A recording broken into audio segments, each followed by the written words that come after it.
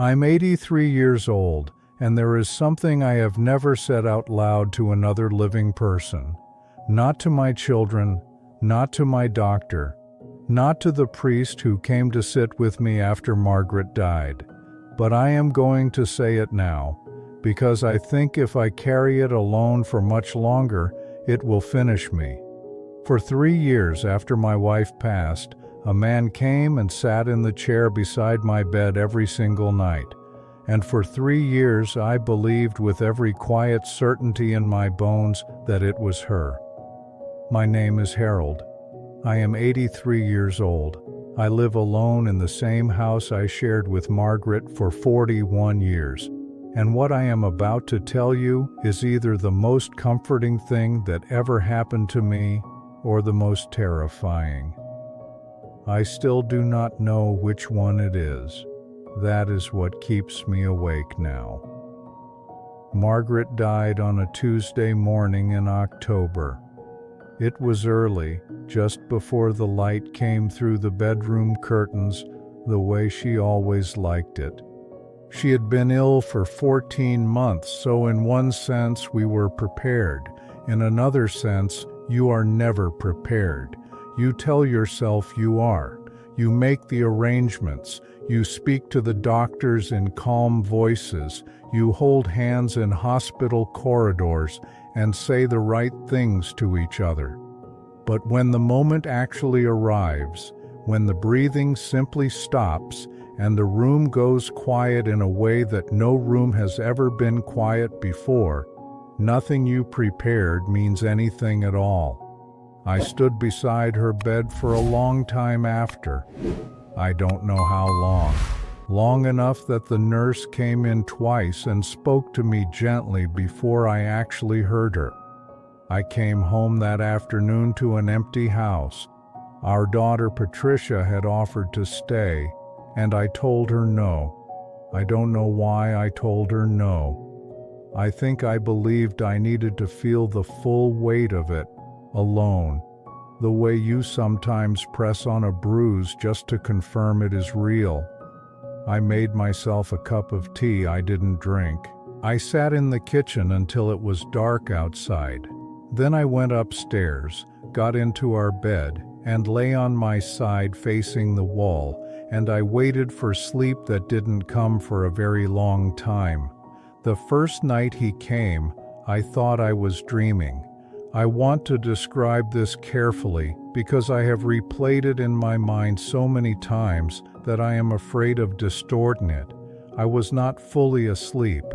I was in that thin, restless place between sleeping and waking, where sounds from the street seem both close and very far away.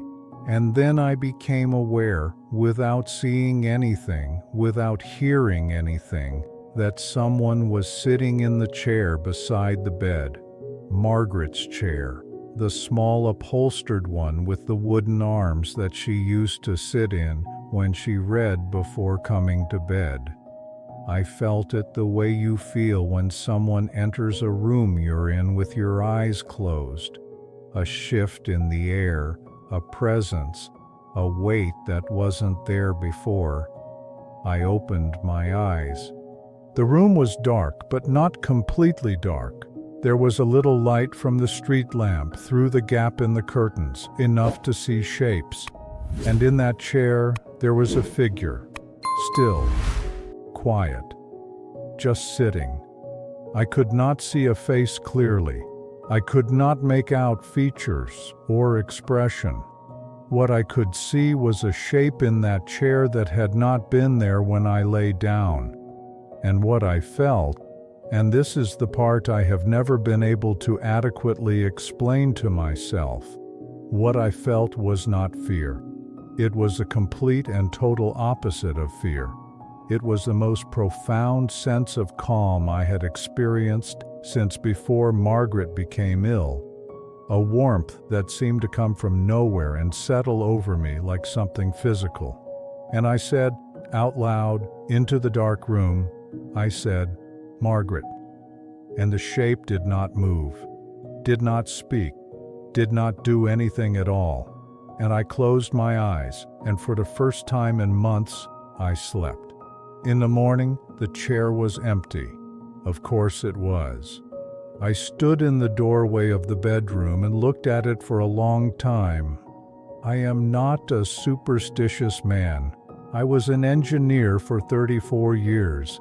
I believe in things I can measure and explain. I told myself it had been a dream, a grief dream. The mind doing what the mind does when it is trying to survive something unbearable. I made my tea. I called Patricia. I got through the day.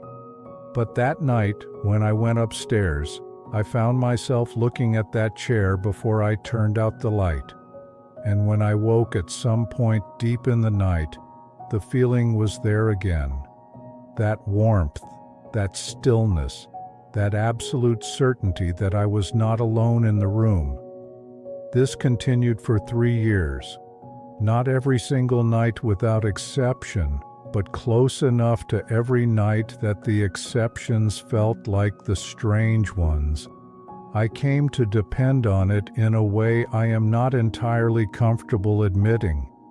I stopped dreading going to bed, which in the early months of grief had become something close to a nightly ordeal. I started sleeping through again.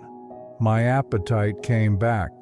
Patricia and our son David both commented that I seemed to be managing remarkably well, all things considered. And I was. Because every night in some form I could not define or prove, I believed Margaret was sitting with me while I slept. I never told anyone. I understood clearly how it would sound. I understood that the people who loved me would worry, would use words like grief response and sleep disturbance, would start looking at me the way people look at someone who needs to be managed. So I kept it entirely to myself, and I accepted it as the private grace it seemed to be. It was my own body that undid it. About 2.5 years after Margaret died, I began having episodes, small ones at first, standing in the kitchen and suddenly not being certain where I was, just for a few seconds, before everything resolved, losing the thread of a conversation mid-sentence. Once, and this frightened me, I drove to the post office and sat in the car afterward with no memory of having driven there at all. I made an appointment with my doctor. His name is Dr. Anand, a quiet, thorough man whom I have trusted for many years. He referred me to a specialist. There were tests, brain scans, long appointments with questionnaires and small tasks performed at a table while someone wrote things down. The diagnosis when it came was careful and not catastrophic. Early-stage cognitive changes, they said. Not a crisis. Manageable. Something to monitor and address. They asked me a long series of questions about my sleep, my daily experiences, whether I had noticed any unusual perceptions or sensory experiences, and something in the way the question was phrased, unusual perceptions, made me pause long enough that Dr. Anand looked up from his notes and waited. I told him about the figure in the chair. He did not look alarmed. He nodded slowly in the way that told me this was not the first time he had heard something like this. He explained, in measured and gentle language, that what I had been experiencing had a name and a clinical explanation, that in people of my age, particularly following bereavement, particularly during periods of disrupted sleep, the brain can generate extraordinarily vivid and convincing experiences of presence. That it is not madness, that it is not spiritual, that it is the mind, under enormous stress and loss, doing something deeply human and almost entirely understood by science. He said the warmth, the calm, the sensation of not being alone, all of it consistent, all of it explainable. He said many people experience it and never report it for exactly the reasons I had stayed silent. I drove home from that appointment and sat in the kitchen for a long time. And that night I went upstairs and I looked at the chair before I turned out the light the way I always had. And I lay down and I waited. And the feeling came. That same warmth, that same stillness, that same absolute presence in the chair beside the bed. And that is the thing I cannot resolve. That is the thing that keeps me awake now, though in a completely different way than grief ever did, because I sat across from a man with qualifications and decades of experience, and I understood every word he said to me, and I believed him.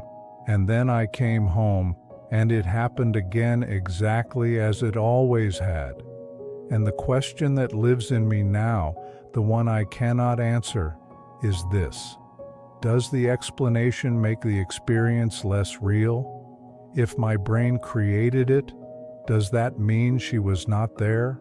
Is there a version of this in which both things are true simultaneously, in which the science is correct and she was still sitting with me? I am 83 years old, and I do not have the philosophical or medical or spiritual training to answer that question. I am not sure anyone does. I still sleep in our bedroom. I have not moved the chair. Some nights the feeling comes and some nights it doesn't, and I have stopped trying to determine whether that pattern means anything. What I know is this: for 3 years, something allowed me to survive the worst loss of my life. Something kept me sleeping, kept me eating, kept me present enough for my children and my grandchildren, kept me here. Whether that something was Margaret, or my own mind protecting me from itself, or some combination of the two that language doesn't have the right words for, I have made a kind of peace with not knowing. What I have not made peace with is the possibility that one answer is true, and I am simply not equipped to see it clearly. And some nights, lying in the dark, listening to the quiet of the house, feeling that warmth settle over me like it always has, I think about what Dr. Anand said, and I think, he is a good doctor and a careful man, and I trust him completely. And then I think, but he wasn't in this room. And then I close my eyes and I sleep.